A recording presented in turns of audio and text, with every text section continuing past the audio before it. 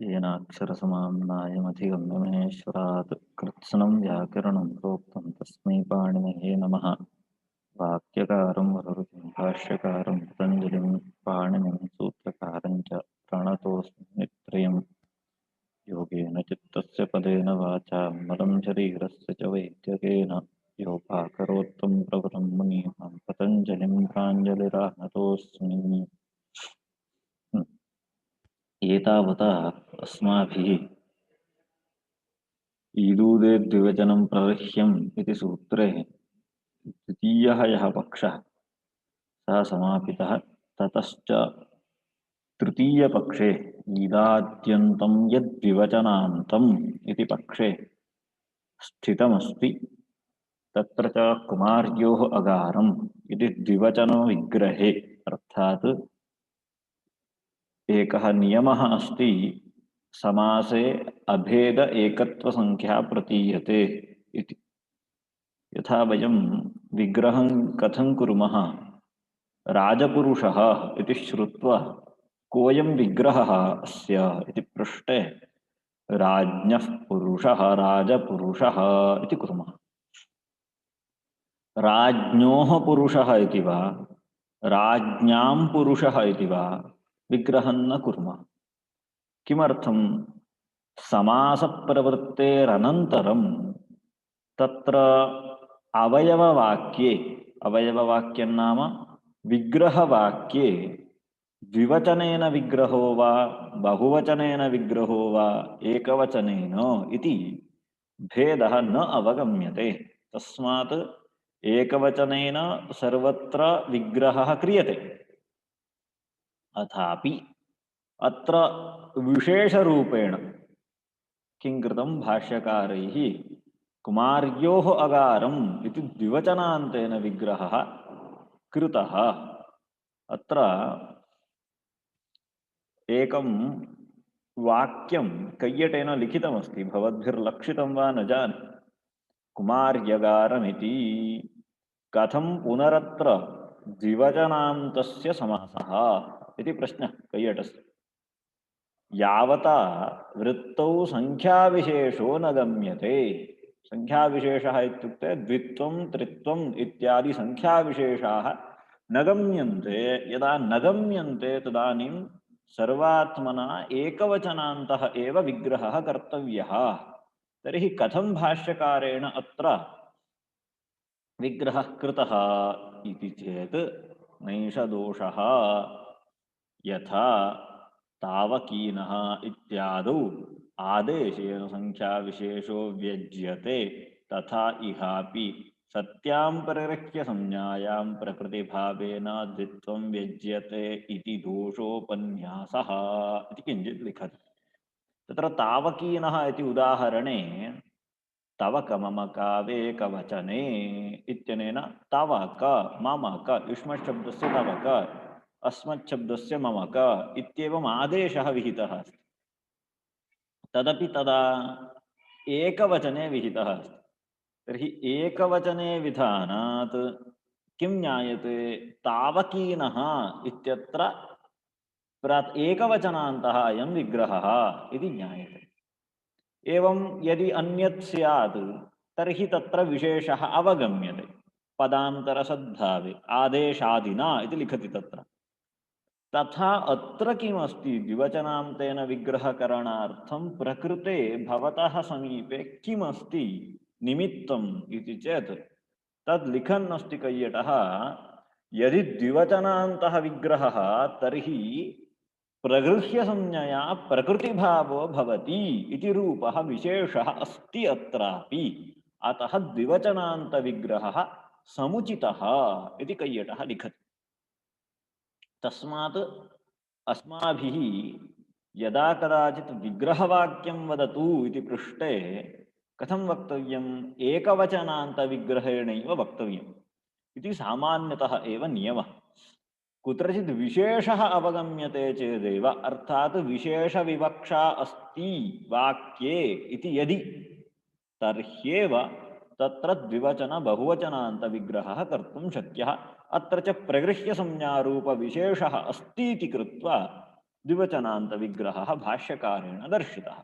तर्हि कुमार्योरगारं कुमार्यगारम् अत्र ईदाद्यन्तमस्ति कुमारी इति प्रत्ययलक्षणं यदा भवति तदानीं सुब्लुकालुप्तस्य प्रत्ययस्य तत्र स्थितत्वात् द्विवचनान्तत्वमपि आयाति। तस्मात् कुमारी इति ईदन्तं द्विवचनं। तस्मात् न ईकारान्तं द्विवचनान्तं, द्विवचनं न द्विवचनान्तम्, अतः दोषः न अत्र समुपपद्यते इति दोषे दृष्टे तत्र उत्तरं किं दीयते? सप्तम्याम् अर्थग्रहणं ज्ञापकं प्रत्ययलक्षणप्रतिषेधस्य इति उत्तरं दीयते। मया तद्दिने उक्तम् ईदूतौ च सप्तम्यर्थे इति किञ्चित् सूत्रमस्ति, तस्य अर्थः कः इति च तद्दिने उक्तम्।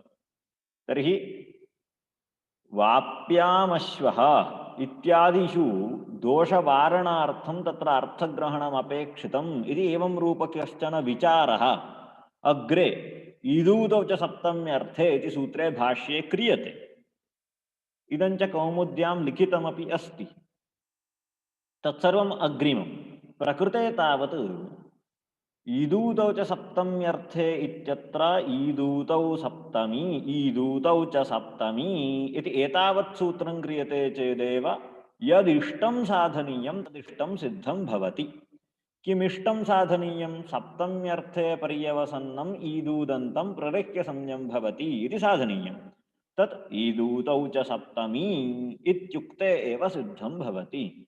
कथं सिद्ध्यति इति प्रश्ने ईद ऊत् रूपा सप्तमी कुत्रापि नास्ति। यतोहि ङि इति ह्रस्व इकारः सप्तमी एकवचनस्य प्रत्ययः, द्विवचने ओस् बहुवचने सु।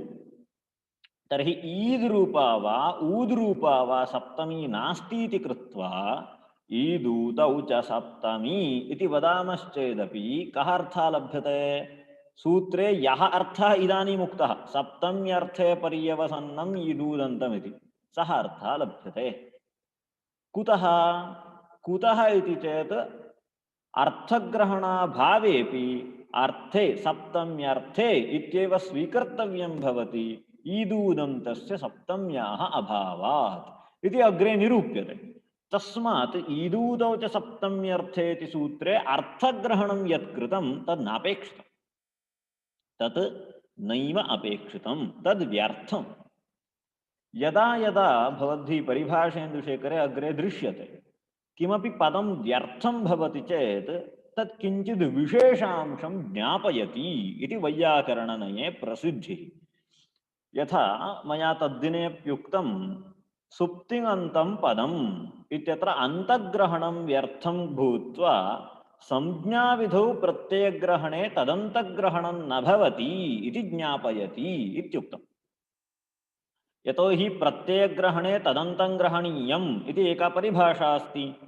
तर्हि सुप्तिङ् इति प्रत्ययः, सुप्तिङ् इति प्रत्ययः इति कृत्वा सुबन्तं तिङन्तम् इति अर्थः लभ्यते। स्वयमेवम् अर्थः लभ्यते चेत् पुनः सूत्रे अन्तग्रहणं नापेक्षितं। सुप्तिङ् पदम् इति सूत्रं क्रियते चेदपि इष्टसिद्धिर्भवति। तर्हि अन्तग्रहणं किमर्थम् इति प्रश्ने अन्तग्रहणं व्यर्थं। तद् व्यर्थं सत्यं ज्ञापयति। संज्ञाविधो प्रत्ययग्रहणे तदन्तग्रहणं नास्ति इति ज्ञापयति। तर्हि तदन्तग्रहणं नास्ति इति यदा ज्ञाप्यते तदानीं सुप्तिङ् पदम् इति वदामश्चेत् किं भविष्यति? सुप् इत्यस्य पदसंज्ञा भवति, तिङ् इत्यस्य पदसंज्ञा भवति, तद् नापेक्षितम्। सुबन्तस्य पदसंज्ञा अपेक्षिता, तिङन्तस्य पदसंज्ञा अपेक्षिता। अतः सूत्रे पुनः अन्तग्रहणं क्रियते, तदिष्टसिद्धिं करोति इति तत्र प्रक्रिया। प्रकृते ईदूतौ च सप्तमी इति कुर्मश्चेदेव इष्टं सर्वं सिद्धम्। एवं सिद्धे पुनः ईदूतौ च सप्तम्यर्थे इत्यत्र यत् सप्तम्यर्थे इति अर्थग्रहणं करोति सः कञ्चित् अंशं विशेषं ज्ञापयति आचार्यः। कः आचार्यः? पाणिनिः, सूत्रकर्ता। अत्र अर्थग्रहणेन कञ्चित् विशेषं बोधयितुम् इच्छति। कः सः विशेषः इति चेत् अत्र लिखितम्।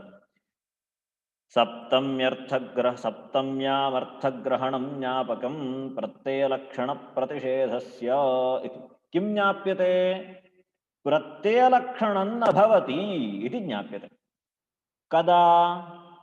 प्रगृह्यसंज्ञा यदा कर्तव्या तदा प्रत्ययलक्षणं न भवति इति ज्ञाप्यते। पश्यन्तु, यदयम् ईदूतौ च सप्तम्यर्थे इति अर्थग्रहणं करोति तज्ज्ञापयत्याचार्यः। तर्हि अर्थग्रहणं व्यर्थमासीत्, तद् अर्थग्रहणं व्यर्थं सत् किं ज्ञापयति? न प्रगृह्यसंज्ञायां प्रत्ययलक्षणं भवति इति। तर्हि प्रगृह्यसंज्ञा यदा क्रियते तदानीं प्रत्ययलक्षणं न भवति इति ज्ञाप्यते। तर्हि एतेन किमपि प्रयोजनं प्रकृते सिद्धं वा इति चेत् कुमारी अगार इत्यवस्थायां कुमारी इत्यस्य ईकारान्तस्य द्विवचनान्तत्वमानीय प्रगृह्यसंज्ञा कर्तव्या अस्ति। परन्तु द्विवचनान्तत्वं कथमानेयं? प्रत्ययलोपे प्रत्ययलक्षणम् इत्यनेन आनेयम्। तर्हि प्रत्ययलक्षणेन लुकालुप्तस्य औ ओस् इति प्रत्ययस्य द्विवचनप्रत्ययस्य आनयनं कृत्वा कुमार्योः इति ईकारान्तं द्विवचनान्तम् इति साधनीयमासीत्। तथा साध्यते चेत् दोषः भवति स्म तृतीये पक्षे, तदत्र लिखितं। परन्तु इदानीम् उत्तरं किं दत्तं? प्रत्ययलक्षणं न भवति इति। प्रत्ययलक्षणं न भवति चेत् कुमारी इति ईकारान्तं सत्यं, परन्तु तद्विवचनान्तं नास्ति। किमर्थं नास्ति? द्विवचनप्रत्ययः यदि प्रत्ययलक्षणेन आगच्छति तर्हि द्विवचनान्तं भवति स्म। इदानीं तु प्रत्ययलक्षणमेव निषिद्धम्, अतः द्विवचनप्रत्ययः तत्र नास्त्यैव, अतः द्विवचनान्तत्वं नास्ति। तस्मात् कुमार्योः अगारं कुमार्यगारम् इत्यत्र प्रगृह्यसंज्ञा प्राप्नोति सः दोषः इति यत् तृतीयपक्षे भवता दोषः अस्ति इति दर्श्यते, सः दोषो नास्ति इति उक्तम्। तर्हि यदयम् ईदूतौ च सप्तम्यर्थे इत्यर्थग्रहणं करोति तज्ज्ञापयत्याचार्यः न प्रगृह्यसंज्ञायां प्रत्ययलक्षणं भवतीति इति। तर्हि उत्तरमुक्तं, तर्हि तृतीयपक्षः समीचीनो वा तर्हि इति चेत्, यतोहि एकः दोषः उक्तः तृतीयपक्षे, सः दोषः परिहृतः, तर्हि समीचीनं वा इति प्रश्ने न। किमर्थं न इति चेत् ईदूतौ च सप्तम्यर्थे इति सूत्रे अर्थग्रहणं नैव अपेक्षितं त्यज्यताम् इति भाष्यकारः वदति अग्रे। भाष्यकारः ईदूतौ च सप्तम्यर्थे इत्यत्र अर्थग्रहणं नैव अपेक्षितमिति वदति। यदि एतत् किमपि ज्ञापनीयं तर्हि तदर्थग्रहणम् अपेक्षितं भवति। पश्यन्तु, न प्रगृह्यसंज्ञायां प्रत्ययलक्षणं भवति इति अंशः केन ज्ञाप्यते? अर्थग्रहणेन ज्ञाप्यते। तर्हि अर्थग्रहणं क्रियते चेत्, सूत्रे अर्थ इति पदमस्ति चेत् अयम् अंशः ज्ञाप्यते, परन्तु तद् अर्थ इति शब्दः नापेक्षितः इति भाष्यकारस्य अभिप्रायः। तर्हि यदि नापेक्षितः तर्हि न प्रगृह्यसंज्ञायां प्रत्ययलक्षणं भवति इति अंशस्य बोधनार्थं पुनः सः आनेतव्यः भवति इति एकः दोषः अस्ति। तदेव लिखन्ति, पश्यन्तु, तत्तर्हि ज्ञापकार्थम् अर्थग्रहणं कर्तव्यम्। ईदूतौ च सप्तम्यर्थे इत्यत्र अर्थग्रहणस्य किमपि प्रयोजनं नास्ति इति अस्माभिः प्रत्याख्यायते, परन्तु भवता एतत् प्रयोजनमस्ति इत्युच्यते चेत् तर्हि एतत् प्रयोजनसाधनार्थं न प्रगृह्यसंज्ञायां प्रत्ययलक्षणं भवति इत्येतत् ज्ञापनार्थं तत्र पुनः अर्थग्रहणं कर्तव्यम् इति रूपं गौरवमस्ति। तस्मात् तृतीयः पक्षः समीचीनो न इति सः पक्षः त्यज्यते। गौरवमिति एकः दोषः। वयमपि तथैव खलु, यथा लघुना उपायेन यत् साधयितुं शक्नुमः तत्र प्रवृत्तः भवामः। तर्हि अत्र तु अर्थग्रहणमिति विशिष्टमेकं कर्तव्यम्। ईदूतौ च सप्तमी इति सूत्रम् इदानीम् अपेक्षितमस्ति, तदर्थ इति नापेक्षितम्। अथापि इदानीं स्वीकरणीयं तदपि इति दोषः भवति। तस्माद् मास्तु तृतीयः पक्षः इति। तृतीयः पक्षः एवं कौण्टिङ्ग् कोटितः एव बहिः कृतः, अतः तृतीयः नास्त्येव इदानीं। प्रथममस्ति, द्वितीयमस्ति, इदानीं चतुर्थः पक्षः आयाति, सः एव तृतीयः पक्षः। अतः चतुर्थपक्षाश्रयेण समाधानभाष्यम् इति चतुर्थपक्षस्य उपन्यासः आरभ्यते अत्र। तत्तर्हि संज्ञापनार्थम् अर्थग्रहणं कर्तव्यं। कर्तव्यं वा न कर्तव्यं? तर्हि ईदूचौ च सप्तम्यर्थे तत्र अर्थग्रहणं न कर्तव्यम् इति भाष्यकारस्य आशयः। न कर्तव्यं चेत् तृतीयपक्षे दोषः अस्ति कुमार्योरगारम् इत्यत्र, तर्हि सः पक्षः स्वीकर्तुं न शक्यते, सः बहिः कृतः। अतः तर्हि चतुर्थः पक्षः कः? चतुर्थः पक्षः किमपि नास्ति। कथमासीत्? प्रथमपक्षे तदन्तविधिः नैव आसीत्, ईदूद्रूपं द्विवचनम् इति आसीत् प्रथमपक्षे। ततः परं किं जातम्? ईदाद्यन्तं द्विवचनम् इति जातं। स्टेप् बै स्टेप् पश्यन्तु, एकस्यानन्तरम् एकत्र उपरि उपरि आगच्छति। तर्हि ईदाद्यन्तं द्विवचनम् इति द्वितीयः पक्षः जातः। ततः परं तृतीयः पक्षः आगतः, ईदाद्यन्तं द्विवचनान्तम् इति। इदानीं किं भवति? ईदाद्यन्तं यद्द्विवचनं तादृशद्विवचनान्तम् इति चतुर्थः पक्षः भवति। पूर्वं कथमासीत्? ईदाद्यन्तमिति आसीत्, द्विवचनान्तमिति आसीत्, द्वयम्। इदानीं तथा न। ईदाद्यन्तं यद्द्विवचनम् अर्थात् यः द्वितीयः पक्षः, ईदाद्यन्तं यद्द्विवचनम् इति पर्यन्तं द्वितीयः पक्षः। इतः परं किं क्रियते? पुनः तदन्तम्। ईदाद्यन्तं यद्द्विवचनं तादृशद्विवचनान्तम् इति। तर्हि ईदाद्यन्तद्विवचनान्तान्तम् इति भवति। द्विवारम् अन्तशब्दः। ईदाद्यन्त द्विवचनान्तान्तम् इति जातम्। तर्हि ईदादिभिर्द्विवचनं विशेषयिष्यामः। ईदादिभिः द्विवचनं विशेषयिष्यामः। तर्हि विशेष्यः कः? द्विवचनं विशेष्यं। विशेषणं किम्? ईदादि इति विशेषणं। तर्हि विशेषणम् ईदादिश्चेत् किं कर्तव्यं? येन विधिस्तदन्तस्य इति तदन्तविधिः। तर्हि ईदाद्यन्तं द्विवचनम् इति लब्धम्। ततः परं किं कुर्मः? ईदादिविशिष्टेन च द्विवचनेन तदन्तविधिर्भविष्यति। तर्हि कः अर्थः? ईदाद्यन्तं यद्द्विवचनं तदन्तम्। ईदाद्यन्तं। तर्हि इदानीम् ईदाद्यन्तम् इत्यस्य कः अर्थः? ईदाद्यन्तं यद्द्विवचनं तादृशं तदन्तम् इत्याशयः। तर्हि कोऽपि दोषः नास्ति वा इति द्रष्टव्यम्। इदानीं कुमार्योः अगारम् इत्यत्र दोषः नास्ति। कथं दोषः नास्ति? कुमारी ओस् अगार सु इत्यवस्थायां सुब्लुकी कुमारी इति ईदाद्यन्तं सत्यं। कुमारी इति ईदाद्यन्तं, परन्तु तद् द्विवचनं वा? नास्ति। कुमारी इति यद् ईदाद्यन्तं तद् द्विवचनान्तं भवितुमर्हति, न तु तद् द्विवचनं।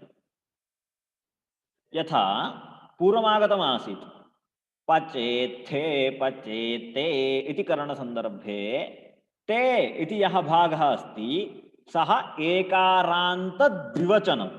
सत्यं वा? एकारान्तः अपि सः, द्विवचनमपि। एवं कुमारीति ईकारान्तं, परन्तु तद् द्विवचनं नास्ति।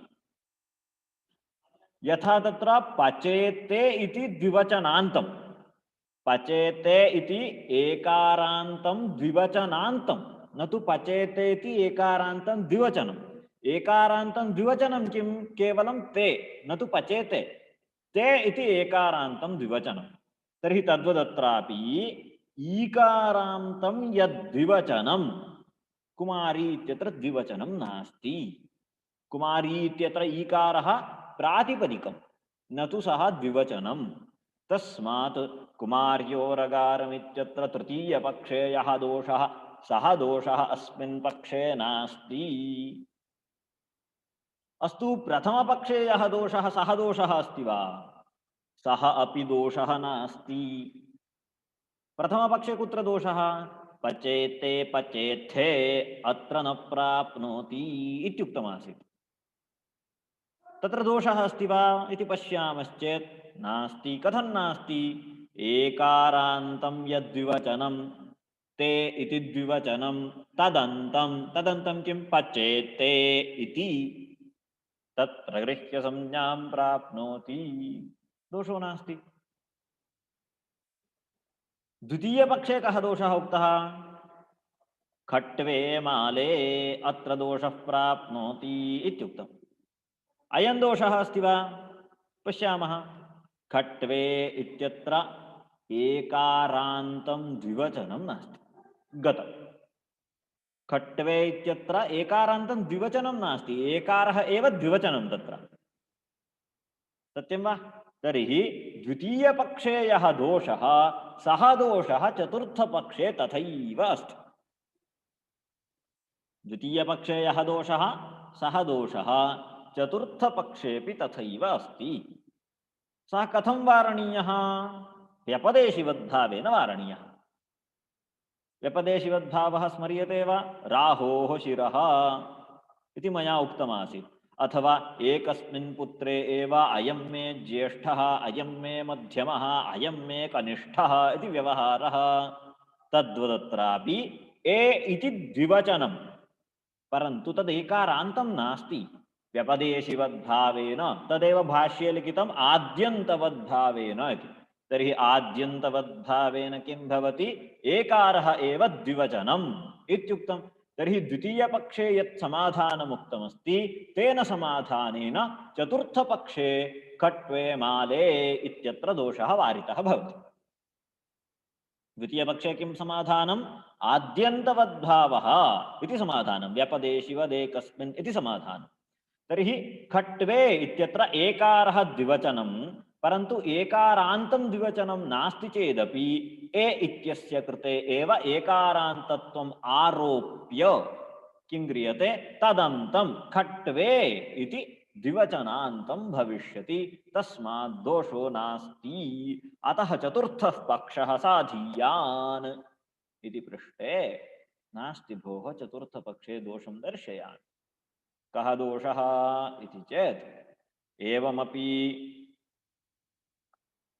अशुक्ले वस्त्रे शुक्ले समपद्येतां शुक्ले आस्तां वस्त्रे अत्र दोषः प्राप्नोति इति पृच्छति एतत् कीदृशं रूपं ज्ञायते वा शुक्ल्यास्तां वस्त्रे इति एकम् उदाहरणं दर्शयामि यथा भवद्भिः श्लोकः श्रुतः स्यात् वलयीकृतवासुकिः इति किञ्चित् श्लोकस्य एकः भागः भवो भवतु भव्याय लीलाताण्डवपण्डितः इति अग्रे किमपि अस्ति अस्तु अत्र वलयीकृतः इति अस्ति वलयः नाम कः कण्ठाभरणं वलयीकृतवासुकिः वासुकिः कण्ठाभरणीकृतः केन शिवेन सत्यं खलु शिवस्य कण्ठे नागः वासुकिः नागः सर्पविशेषः सः आभरणरूपेण तिष्ठति वस्तुस्थित्या सर्पः आभरणं वा न सर्पः आभरणं भवितुं नार्हति परन्तु शिवेन किं कृतम् अवलयः वलयः न सः सः सर्पः अवलयः वलयः कृतः सः आभरणत्वेन सम्पादितः केन सः शिवः अतः सः वलयीकृतवासुकिः कः शिवः इत्युच्यते तद्वदस्त्र इदानीं मम किमासीत् मलिनं वस्त्रमासीत् अर्थात् किमपि अन्यवर्णयुतं वस्त्रं मया सम्यक् प्रक्षालनेन अशुक्लं वस्त्रं शुक्लवस्त्रत्वेन सम्पादितम् इति रूपेण। शुक्लं नास्ति वस्तुस्थित्या, अथापि आरोपितशुक्लत्वं। तर्हि अशुक्लं वस्त्रं शुक्लं सम्पद्यते इत्यस्मिन् अर्थे शुक्ली भवति इति प्रयोगः। अथवा अमाला माला सम्पद्यते इत्यर्थे माली भवति इति प्रयोगः। एवमत्र अशुक्ले वस्त्रे शुक्ले समपद्येताम्। पश्यन्तु अत्र सर्वत्र द्विवचनमस्ति, यतोहि प्रकृतसूत्रमस्ति ईदूदे द्विवचनं प्ररक्ष्यम्, अतः सर्वत्र अस्माभिः द्विवचनमेव द्रष्टव्यम्। अत्र अशुक्ले वस्त्रे शुक्ले समपद्येताम् इत्यर्थे किं भवति? अभूततद्भावार्थे च्वि प्रत्ययः भवति। च्वि इति कश्चन प्रत्ययः। च्वि इति प्रत्यये किम् अवशिष्यते? किमपि नावशिष्यते, सर्वं नश्यति। च्वि इति प्रत्ययः ईकारस्य उपदेशे जनुनासिक इत् इत्यनेन इत्संज्ञा, तस्य लोपः इत्यनेन लोपः। चकारस्य चुटु इति सूत्रेण इत्संज्ञा, तस्य लोपः इत्यनेन लोपः। वकारस्य वेरपृक्तस्य इत्यनेन लोपः। वेरपृक्तस्य इत्यनेन इत्संज्ञा न, वेरपृक्तस्य इत्यनेन लोपः। तर्हि किम् अवशिष्टं? किमपि नावशिष्टं, जीरो। परन्तु किं भवति? तेन किं भवति? प्रत्ययः आगतः, पूर्णतया प्रत्ययः नष्टश्चेदपि किं भवति? कानिचन प्रत्ययन्निमित्तीकृत्य कार्याणि भवन्ति, विशिष्टानि कार्याणि भवन्ति। यथा इदानीं कथं भवति? शुक्ले इत्यस्य विभागः कथं? शुक्लशब्दात् द्विवचन प्रत्ययः। कः प्रत्ययः? औ इति प्रत्ययः। तर्हि शुक्ल औ, तस्य अग्रे कः प्रत्ययः? च्वि इति प्रत्ययः। शुक्ले इत्यस्मात् च्वि, तर्हि शुक्ल औ च्वि इत्यवस्थायां सुपोधातु प्रातिपदिकयोः इत्यनेन सुपः लुक्। सुप् कः अत्र? औ इति प्रत्ययः, तस्य लुक्, लुक् जातम्। किम् अवशिष्टं? शुक्ल च्वि इति अवशिष्टम्। शुक्ल च्वि। अस्याम् अवस्थायां च्वि इति पूर्णतया गच्छति, स तु गच्छति। एकं कार्यं परन्तु विशिष्टं भवति। किं भवति? अस्य च्वौ इति सूत्रेण च्वि प्रत्यये परतः अकारस्य ईत्वं भवति। च्वि प्रत्यये परतः, पश्यन्तु, शुक्ल इति अस्ति, तस्य अग्रे च्वि इति अस्ति।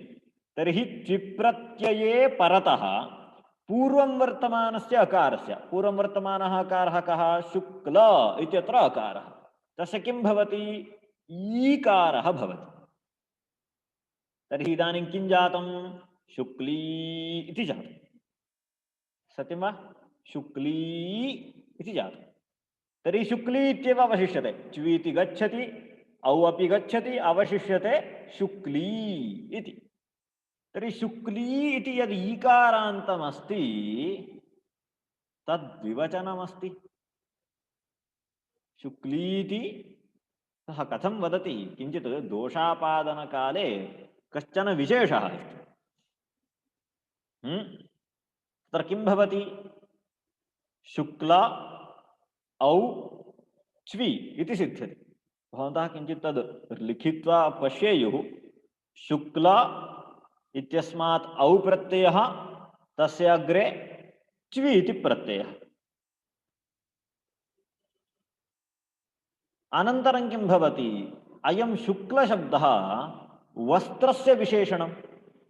शुक्लशब्दः वस्त्रस्य विशेषणं। वस्त्रं कस्मिन् लिङ्गे अस्ति? वस्त्रशब्दः नपुंसकलिङ्गे अस्ति। तर्हि वस्त्रशब्दः नपुंसकलिङ्गे अस्ति चेत् तस्य विशेषणीभूतः शुक्लशब्दोऽपि कस्मिन् लिङ्गे भवति? नपुंसकलिङ्गे भवति। नपुंसकलिङ्गे अस्ति चेत् औ इति प्रत्ययस्य स्थाने कश्चन आदेशः अस्ति नपुंसकलिङ्गे। कः आदेशः? नपुंसकाच्च इति सूत्रेण शी इति आदेशः। नपुंसकाच्च इति सूत्रेण शी इति आदेशः। शुक्लं शुक्ले शुक्लानि इति रूपसिद्धो यथा भवति तद्वदेव। यथा ज्ञानं ज्ञाने ज्ञानानि इति करणीयं चेत् ज्ञाने इति कर्तुम् अयम् आदेशः अपेक्षितः। नपुंसकाच्च इति सूत्रेण नपुंसकात् परयोः औकार विभक्त्योः शी इति आदेशः। किं जातं? शुक्ल शी च्वि। अस्तु वा? शुक्ल शी च्वि। इदानीं पश्यन्तु, शी इत्यत्र कः अन्ते अस्ति वर्णः? ईकारः अस्ति। तर्हि ईकारान्तं यद्द्विवचनं, किं द्विवचनं? शी इति द्विवचनं। सत्यं वा? ईकारान्तं यद्द्विवचनं शी इति द्विवचनम्। इदानीं तस्य लुक् क्रियतां, तद् लुक् भवति, ततः परं तद् न भवति। तत्र शी गच्छति। सुपोधातु प्रातिपदिकयोः इत्यनेन शी प्रत्ययस्य लुक् भवति। लुक् भवति चेत् किम् अवशिष्टं? शुक्ल च्वि इति अवशिष्टम्। इतः परम् अस्य च्वौ इत्यनेन ईत्वं भवति शुक्ली इति रूपं सिद्ध्यति। शुक्ली इति रूपं सिद्ध्यति।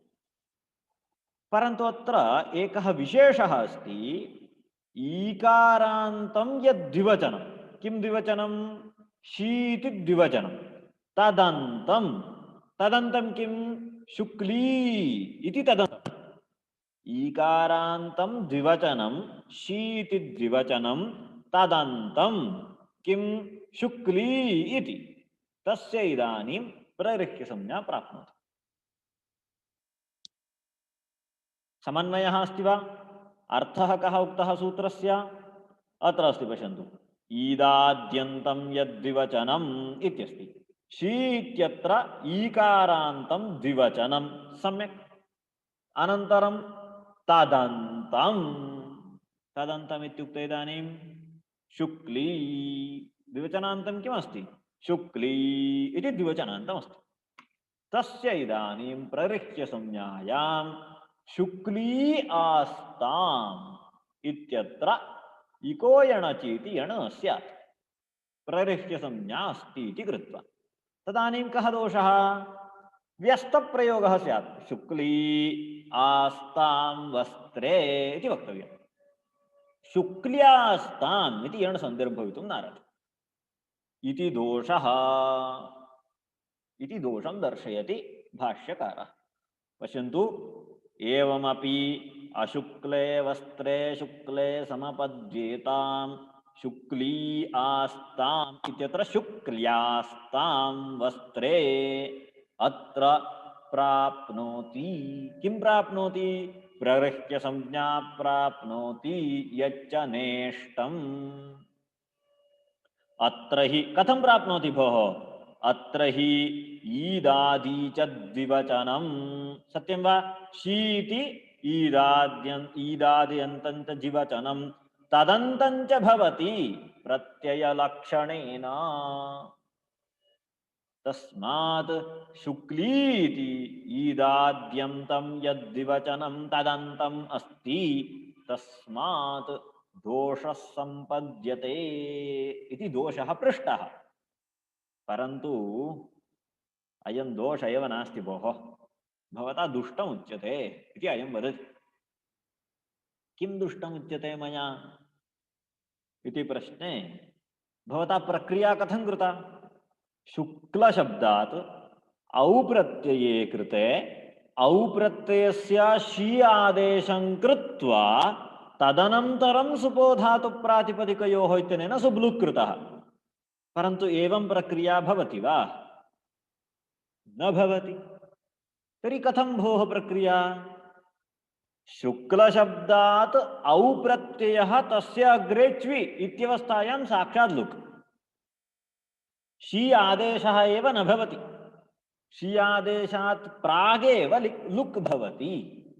लुक् भवति चेत् इदानीम् ईकारान्तः आसीद् वा सः नास्ति प्रत्ययस्तु आसीद् औ इति सः कुत्र ईकारान्तः तर्हि द्विवचनमासीद् औ इति अपेक्षितमस्ति ईदाद्यन्तमिति शी आदेशात् प्राग् यदि औ इति लुका लुप्तो भवति तर्हि ईकारान्तं द्विवचनं नास्ति तस्मात् चतुर्थे पक्षे दोष एव नास्ति इति सः पृच्छति तत्र पश्यन्तु तत्रापि अकृते शीभावे लुग् भविष्यति इति लिखितम् तत् अत्रापि इत्युक्ते शुक्ल औ च्वी इत्यवस्थायाम् औ इत्यस्य शी कृत्वा ततः परं लुक् न तस्य प्रागेव लुक् शुक्ल औ च्वी इत्यवस्थायां फस्ट् कार्यमेव लुक् तर्हि कृतं चेत् ईदाद्यन्तं द्विवचनं नास्ति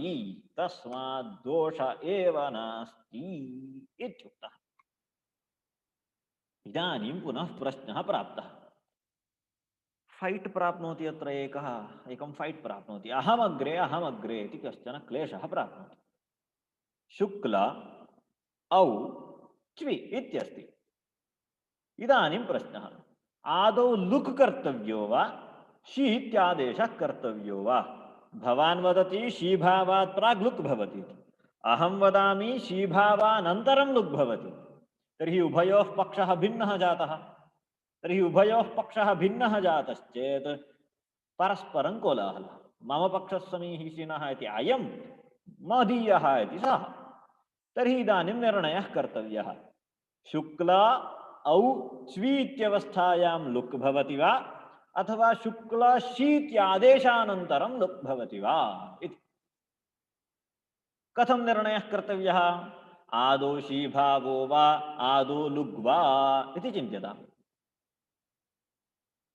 कः आदौ कर्तव्यः इति चेत् तत्र एका परिभाषा अस्माभिः स्मर्तव्या परिभाषा प्रकरणे सिद्धान्तकौमुद्यां पारनित्य अंतरंग अपवादानाम् उत्तरोत्तरं बलीयः इति एका परिभाषा अस्ति तां परिभाषां भवन्तः किञ्चित् श्वः वीक्ष्य आयान्ति चेत् तमग्रियमं भागम् अहं वक्ष्यामि अद्य अत्र एतावता उपसंहरामः योगेन चित्तस्य पदेन वाचां मलं शरीरस्य च वैद्यकेन योपाकरोत्तं प्रवरं मुनीनां पतञ्जलिं प्राञ्जलिरानतोऽस्मि। ओम महोदय। हाँ महोदय परिभाषा